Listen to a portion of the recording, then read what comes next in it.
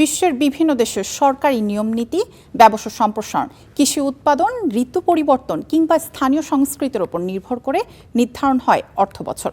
বাংলাদেশের জন্য জুলাই থেকে জুন হলেও আজ সংসদে এটি জানুয়ারি থেকে ডিসেম্বর করার প্রস্তাব এসেছে। কিভাবে নির্ধারণ করা হয় এই অর্থবছর? বিশ্বের বিভিন্ন দেশের প্রেক্ষাপটই বা কী? এসব বিষয়ে জানবো ঈশিতা ব্রহ্মের প্রতিবেদনে। গ্রেগরীয় ক্যালেন্ডারের পাতায় বছরের হিসেব হয় জানুয়ারি থেকে ডিসেম্বর। তবে অধিকাংশ দেশেই অর্থবছর ঘোরে ভিন্ন হিসেবে। বিশ্বের সুপার পাওয়ার খ্যাত যুক্তরাষ্ট্রে অর্থবছর ধরা হয় অক্টোবর থেকে সেপ্টেম্বর পর্যন্ত। দেশটিতে অর্থবছর হিসেব হয় যুক্তরাষ্ট্রের ফেডারেল সরকারের বাজেট প্রণয়ন আর অর্থ বরাদ্দের হিসেবে।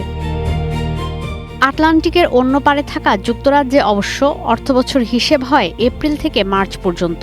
সরকার আর কর্পোরেট প্রতিষ্ঠানকে আর্থিক পরিকল্পনার জন্য এপ্রিলকেই করবর্ষ ধরে ব্রিটেন। একই ধরনের অর্থবছর অনুসরণ করে ব্রিটেনের সাবেক কলোনি ভারতও। এই সময়টায় সরকারের বাজেট উপস্থাপনার পাশাপাশি আসন্ন ফসল উৎপাদনের মৌসুমকেও বিবেচনায় নেয় নয়াদিল্লি, যা স্থানীয় অর্থনীতির জন্য অনেক বেশি গুরুত্বপূর্ণ। জাপানেও এপ্রিল থেকে মার্চ পর্যন্ত সময়ে অর্থবছর গণনা করা হয়। শিক্ষাবর্ষ একই সময় হিসেব করে থাকে সূর্যোদয়ের দেশটি। এতে করে ব্যবসা আর শিক্ষার কর্মপরিকল্পনা নেওয়া সহজ হয় দেশটিতে। সিঙ্গাপুরেও এপ্রিল থেকে মার্চ সময়ে অর্থবছর ধরা হয়।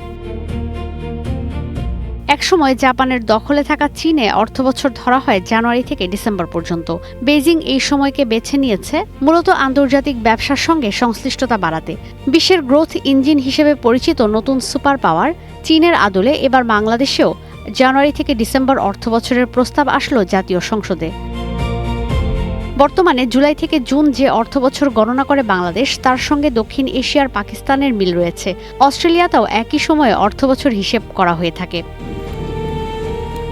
সাধারণত একটি দেশের ইতিহাস, কৃষিখাত, আন্তর্জাতিক বিভিন্ন সংস্থার সঙ্গে যোগাযোগ, ঋতুর পরিবর্তন সহ বিভিন্ন বিষয়কে সামনে রেখে নির্ধারণ করা হয় অর্থবছর। বাংলাদেশ কৃষি নির্ভর হওয়ায় সাধারণত জুলাই থেকে এই কর্মকাণ্ড বাড়তে থাকে। আরেকটি কারণ আন্তর্জাতিক আর্থিক সহায়তা, ঋণ আর উন্নয়ন সহযোগিতা আরও সুন্দরভাবে ব্যবস্থাপনা করা।